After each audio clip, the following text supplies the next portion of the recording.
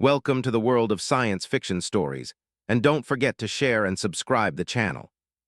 The ISS Valkyrie was never meant to break the wall. For centuries, the Galactic Wall had stood as an impassable boundary, an invisible, unbreakable barrier that marked the edge of known space. No species dared to cross it. No probes returned from the other side.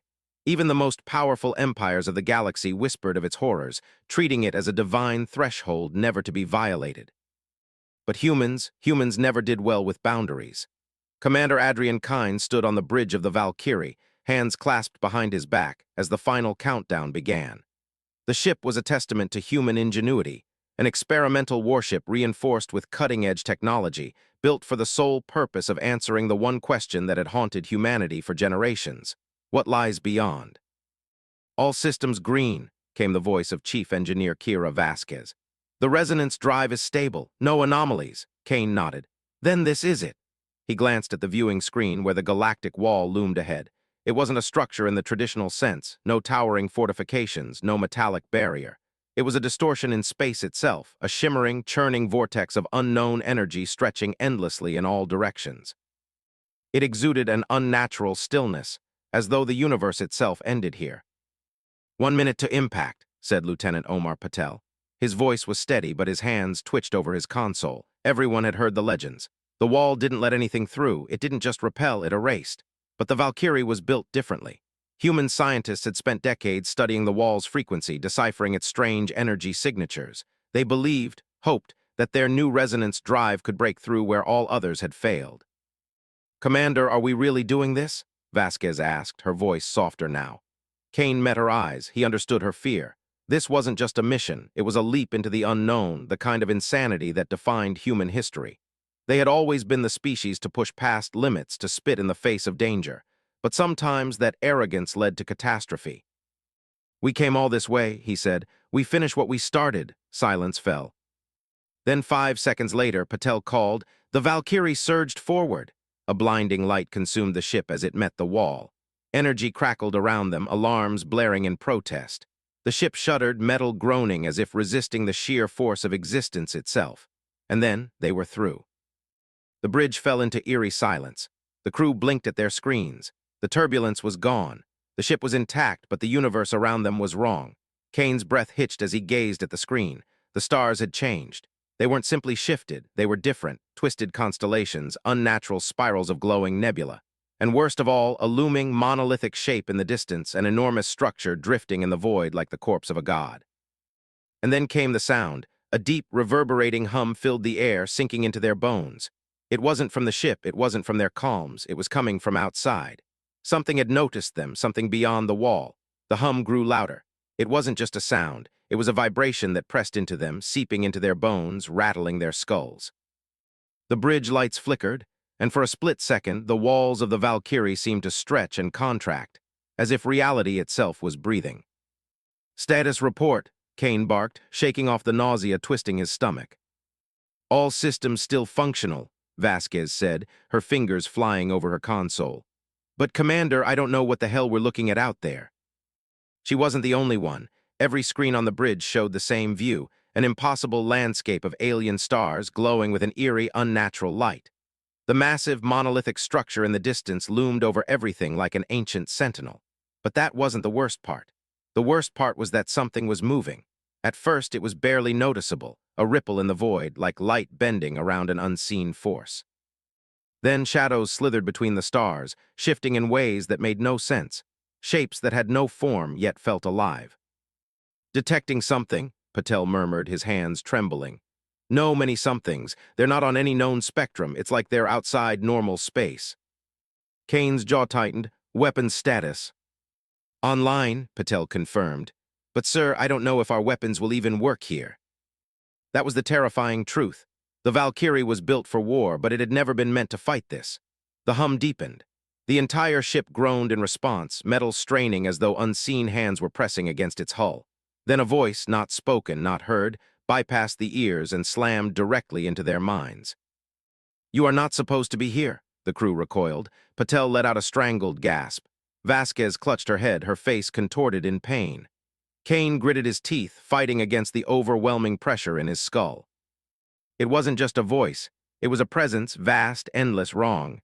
Kane forced himself to speak, though his voice felt small in the face of something so limitless. "Who are you?" he demanded. "What is this place?" Silence. Then the shadows stirred. The monolithic structure in the distance shifted, a deep, gut-wrenching sensation of movement not through space but through something else. Then another message: "Turn back." Kane swallowed hard. The wall was supposed to be a mystery, a boundary, a challenge to be overcome. But now, for the first time, a question slithered into his mind. Had the wall been built to keep them out or to keep something else in? "Commander," Vasquez whispered, "I think we're in serious trouble." The ship's lights flickered again. The shadows surrounding them twitched like a nest of awakening predators, and then the Valkyrie's sensors screamed in alarm. Something was coming, something vast, something that had noticed them. The Valkyrie's alarms howled, filling the bridge with a shrill, panicked wail. The movement in the void had become unmistakable. Something was closing in. "Multiple contacts," Patel's voice cracked as he stared at his screen. I can't get a solid reading, but they're big, bigger than anything we've ever seen." Kane's pulse pounded. His instincts screamed to turn and run, but every sensor, every readout made one thing horrifyingly clear. There was nowhere to run. The space beyond the wall didn't obey the same rules. The stars were wrong. The distances didn't make sense. And the things moving toward them, they weren't ships. They weren't even solid. They were watching. Vasquez powered up the resonance drive. Kane ordered, "If we need to punch out, I want that thing ready to go." Vasquez's fingers flew across her console. "I'm trying, but something's interfering with the drive. It's like the laws of physics are," she exhaled sharply, "breaking down around us." The hum in the air thickened, pressing against their skulls. Kane clenched his jaw, pushing past the pain. The voice returned, "You were warned." The shadows lunged. The Valkyrie shook violently as an invisible force crashed against it. The screens flickered, distorting into impossible patterns. The crew screamed as their bodies were pulled in multiple directions at once, stretched between the fabric of existence and something else. "Shields failing," Patel shouted. Kane didn't hesitate. "Fire everything, full spread."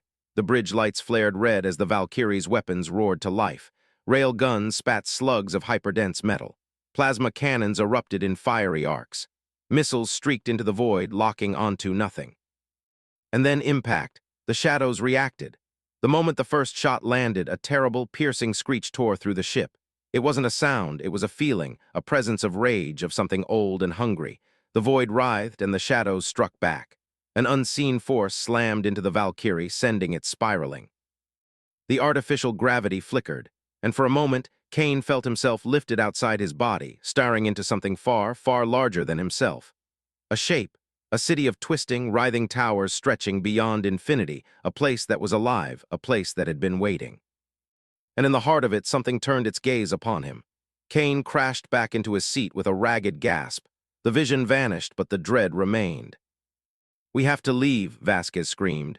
"Resonance drive at 60%, I'm forcing a bypass." The ship groaned as another impact rocked it. Patel clung to his console, his face pale with terror. "They're getting closer, Commander," Kane's fists clenched. His body wanted to shake, his instincts screamed to panic, but he forced himself to stay steady. "Vasquez," he said, his voice like steel, "whatever it takes, get us out of here." Outside, the void shifted. The monolithic structure in the distance was no longer distant. It was moving, and it was reaching for them. The Valkyrie shuddered under another unseen impact, the force rippling through its reinforced hull like a hammer striking glass. Kane's grip on his chair tightened as he scanned the distorted readings on the display. The sensors were useless, constantly shifting, unable to make sense of whatever was out there. The only thing they knew for sure was that something vast and wrong was closing in. "Resonance drive at 70%, Vasquez yelled over the alarms. Sweat glistened on her brow as she frantically rerouted power, bypassing safety protocols and redlining the system. "I can force an early activation," but she didn't finish her sentence, because at that moment the Valkyrie lurched, not forward, not backward, but sideways, as if space itself had grabbed the ship and dragged it. Kane felt the pull deep in his gut, a nauseating sensation of being unstuck from reality. His vision blurred momentarily, flickering between what he knew to be real and something else entirely.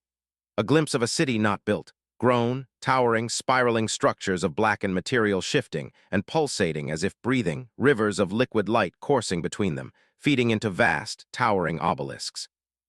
The sky was not a sky, but a churning mass of eyes, impossible, uncountable, staring in all directions at once. And then a presence, it saw him, not just him, but humanity. A wave of understanding flooded his mind, a warning, a punishment, a question, and then a choice. Kane gasped as reality snapped back. He was in his chair again. The bridge was still there, his crew alive, though barely holding on. Vasquez coughed and wiped blood from her nose. "Commander, we're losing structural integrity. Whatever this place is, it's trying to keep us here."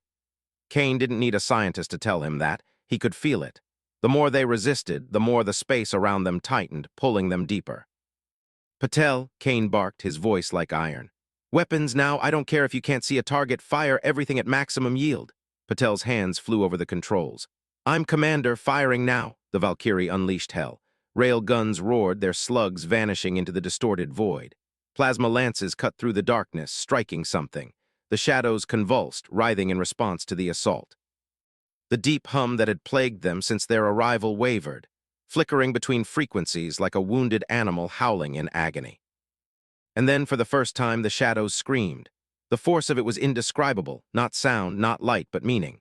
It spoke directly into their existence, a raw and primal command that resonated in every molecule of their being. "You will not leave." The ship twisted violently. Bulkheads groaned, consoles exploded, and a shower of sparks rained across the bridge as the artificial gravity failed for a fraction of a second.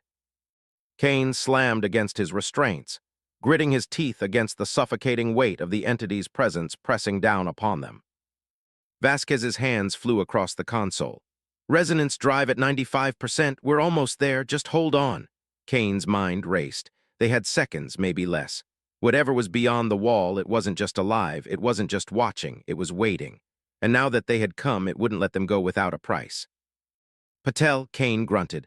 "Fire again, everything now, sir, we're barely holding on." Patel slammed his palm onto the controls. The Valkyrie roared. Every remaining weapon system fired at once. Missiles, rail guns, plasma bursts, kinetic rounds. The void erupted in a storm of fury, the impact sending ripples through the shadows. And then a breach. For a split second, the Valkyrie's sensors detected something real. A distortion, a weak point in whatever force held them. Kane didn't hesitate. "Vasquez," he roared, "punch it." Vasquez slammed the command key. The Valkyrie's engine screamed as the resonance drive activated at full force. A shockwave of energy blasted outward, tearing through the unnatural gravity pulling them down. The ship shuddered, its hull groaning as it pushed past the threshold. The last thing Kane saw before the ship ripped free was the city moving, not crumbling, not fatting, advancing, reaching. The Valkyrie surged forward, space folding around it as the resonance drive punched them back toward the wall. The distorted reality blurred, and then in an instant they were through. Silence. The Valkyrie hung in the void, its systems flickering, stabilizing. The stars were right again. The galaxy, their galaxy, stretched before them. They had escaped, but the hum, it was still there, quieter, fainter, but no longer coming from outside. It was coming from within the ship. Kane closed his eyes, his chest rising and falling in ragged breaths. They had broken the wall, but something had followed them through. The Valkyrie floated in the familiar vastness of space, but something was wrong. Kane sat rigid in his command chair, his breath coming in slow, controlled pulls. The hum, the ever-present, suffocating hum, was no longer outside. It vibrated within the walls of the ship like a second heartbeat, thrumming beneath the metal. Vasquez wiped sweat and blood from her forehead, checking the status of their location. "We were back," she said, her voice laced with disbelief. "Confirmed, we've crossed the wall." Patel let out a heavy breath, sagging over his console. "Jesus," he muttered, "I thought we were done for." They should have felt relief. They had survived the unknowable, fought their way back into real space. The mission, for all its failures, had accomplished the impossible. But no one relaxed because something was still here. "Talk to me," Kane ordered, keeping his voice steady. "Systems report." Patel's fingers danced across his console, his eyes darting nervously over the data. "No major hull breaches, no critical failures, engine strained but operational," he said. "Resonance drive is fried, though. We won't be making another jump like that anytime soon." Vasquez frowned. "Life support is running nominal, but—" She hesitated. "But what?" Kane turned to her sharply. "Atmospheric readings are fluctuating, sir, barely noticeable, but it's like something's interfering with our oxygen levels." Kane's stomach tightened. "Radiation." She shook her head. "No." A new silence settled over the bridge. The crew felt it now, the lingering, crawling sensation beneath their skin. The hum was subtle, but now that they knew it was there, it felt invasive. Kane switched the comms to shipwide. "All hands report any unusual activity immediately," he ordered. That includes auditory or visual hallucinations, unexpected power fluctuations, or a sudden clatter. A noise echoed from behind him. Everyone turned. Patel's tablet had fallen to the floor. It slid backward against the natural gravity of the ship. A breath of cold air brushed past Kane's cheek. "Commander, something's in here," Vasquez whispered. Kane was already on his feet. "Arm yourselves now." The bridge crew scrambled, retrieving weapons from the emergency lockers. The standard-issue sidearms were designed for boarding conflicts, but Kane had the terrible feeling they would be useless against whatever had followed them back. The lights flickered, and then the whisper, not sound, not words, but a presence speaking into their minds. "You brought us home." Kane's grip tightened on his weapon. His breath came slow and measured. "Show yourself," the air rippled. A shape flickered in the periphery of their vision, no solid form, no recognizable features, just a disturbance. The hum deepened, pressing into their skulls. Then the security alarm screamed. "Containment breach detected in medbay," the ship's AI blared. Kane's heart slammed against his ribs. "Vasquez with me. Patel, hold the bridge." They moved fast, weapons raised, sprinting down the corridor. The emergency lights strobed, casting jagged shadows along the walls. The hum grew louder as they neared the medbay. Kane reached for the door panel, and it opened before he touched it. Inside, the room was dark, cold. The hum vibrated through the medical equipment, and in the center a figure stood. It was human, or it had been. The thing turned. The light caught its features: sunken eyes, two wide pupils, skin stretched too tightly over its face. Its uniform was standard-issue Valkyrie crew attire, but wrong, as if it had been molded over the body instead of worn. Kane recognized him instantly. Private Ali O'Malley had died in the initial breach. His body had been vaporized when the hull collapsed, and yet here he stood, smiling. His mouth moved, but his voice did not match. It was layered, distorted, echoing with something else. "We are here, we are many." The hum rose into a piercing screech. The lights died, and all around them the air moved. The darkness swallowed them whole. Kane's breath came in slow, controlled pulls as his eyes adjusted to the medbay's dim emergency lights. Vasquez stood beside him, weapon raised, her knuckles white around the grip. The thing that had been Ali stood in front of them, still smiling, its empty eyes fixed on Kane. "The hum isn't just in the walls anymore. It's in the air, in our bones." "Private," Kane said carefully, keeping his gun steady, "you're supposed to be dead." O'Malley's mouth twitched, stretching too wide. He replied, his voice layered with a chorus of whispers, "but the wall, it does not let go so easily." The emergency lights flickered again behind Ali. The air moved, no shifted shapes slithered through the shadows, their outlines barely perceptible. Kane's instincts screamed at him to run, but he stood his ground. Vasquez inhaled sharply. "Commander, this isn't just one of them. Number 8 wasn't. Ali's body was just a doorway. Something else was coming through." Kane steadied his voice. "You shouldn't be here."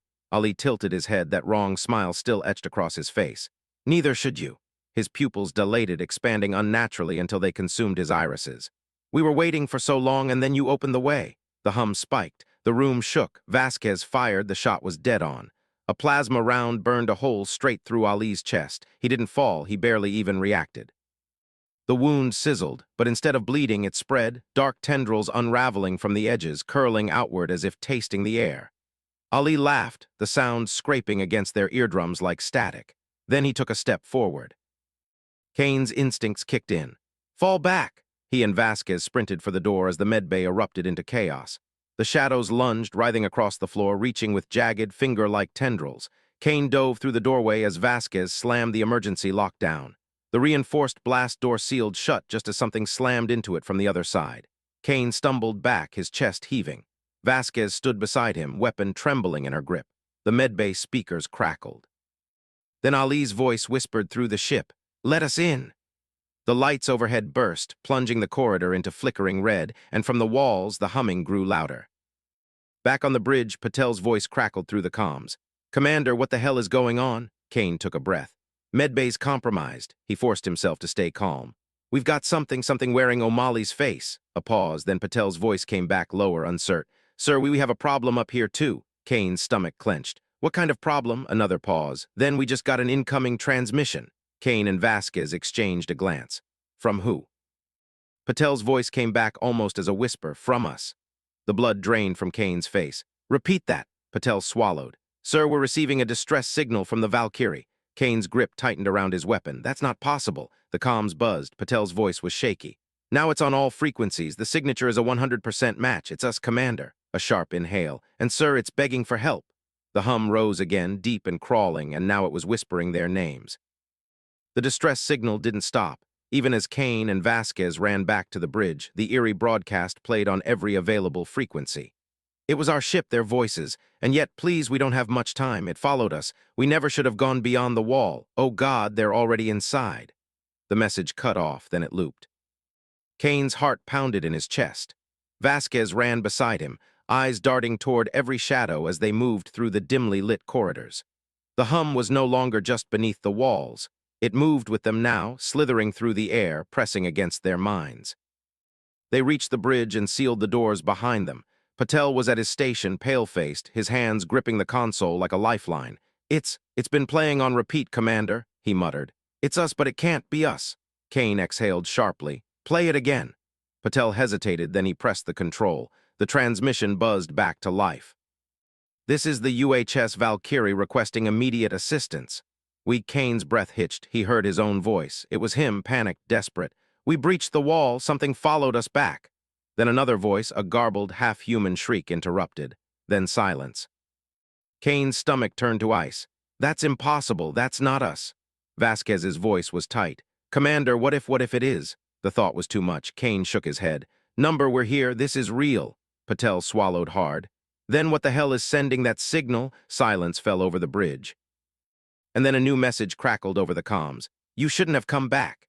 It wasn't a recording, it was live. The lights flickered, the screens distorted. The hum inside the ship turned into a guttural, bone-rattling vibration. Vasquez spun toward Patel. Cut the signal now. Patel's hands flew over the controls. I'm trying. His fingers hovered over the interface, but it wasn't responding. The screens warped. The text shifted into incomprehensible symbols. And then a video feed activated. The bridge crew froze. The screen showed another bridge, identical.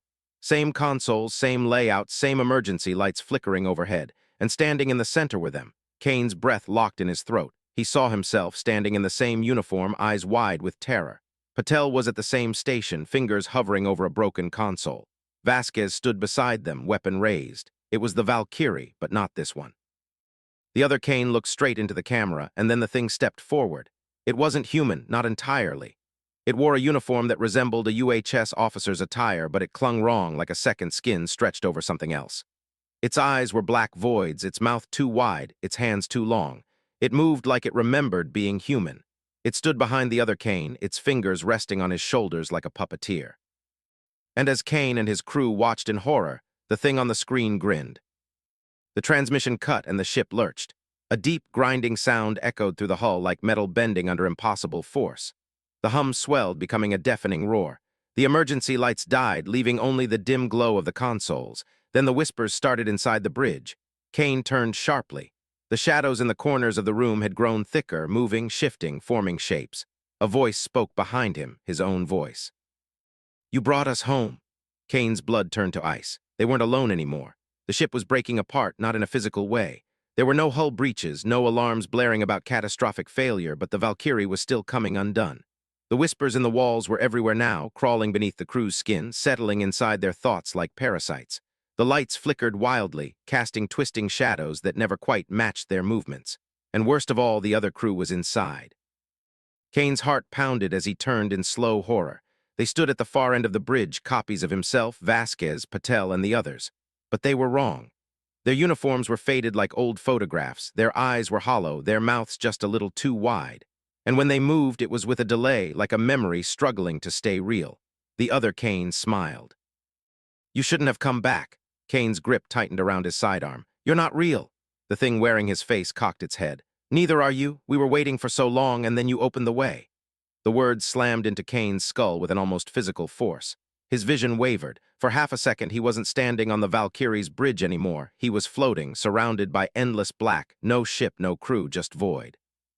A whisper curled around his ear. You left us behind. He blinked, snapping back to reality. Vasquez's voice cut through the haze. Commander, the others were moving now, stepping towards us in eerie synchronization. Kane fired. The plasma shot ripped straight through his doppelganger's chest. It did nothing. The thing wearing his face took another step forward, smiling wider. Vasquez didn't wait. She grabbed Patel and pulled him towards the emergency override panel. We need to get out of here now? Kane backed up, his mind racing. Where's the real ship? Patel's voice was panicked. What if this is the real ship? Number was the trick, that was the trap. The Valkyrie had shattered the wall and now it was inside the fracture. Kane forced himself to think. If this place was an echo, if it was just a loop, then there had to be a way to break it. The thing wearing his face was almost close enough to touch. Now Kane made a split-second decision. Brace! He slammed his fist onto the emergency purge controls. A warning siren blared. The ship's core overloaded and the Valkyrie fell.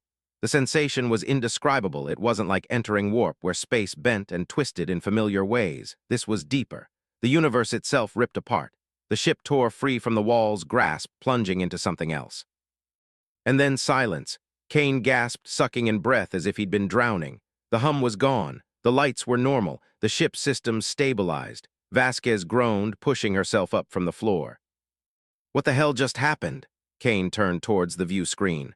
The wall was behind them now, distant and silent. No whispers, no shadows, just a great, empty void stretching beyond human comprehension. Patel checked the readings.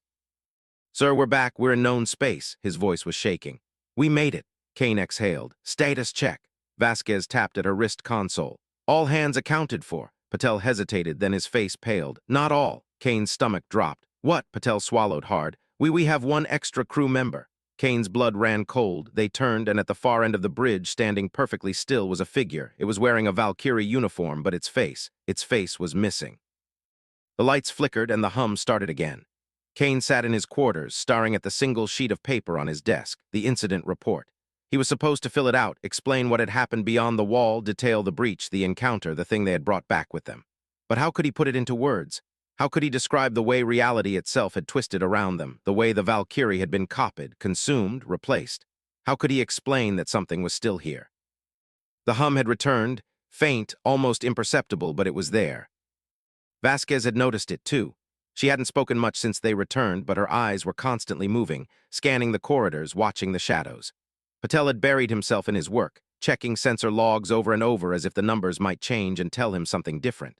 The extra crew member was never found. No log showed when or where they had come aboard, no records of their face, their name, and yet the ship's manifest was clear. The Valkyrie had one extra soul. Kane exhaled, rubbing his temples. He had considered filing an emergency quarantine request when they returned to human space, considered turning the ship over to higher authorities, scientists, investigators, anyone who might understand what had happened. But something inside him stopped him. A feeling, a whisper, a part of him knew that if they drew too much attention to what had happened, if they let others start looking too closely, the thing might not like that. Kane picked up his pen. He wrote a single sentence on the report. No anomalies detected, mission success, returning to port.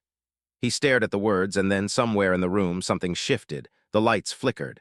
The hum grew louder, and behind him a shadow moved.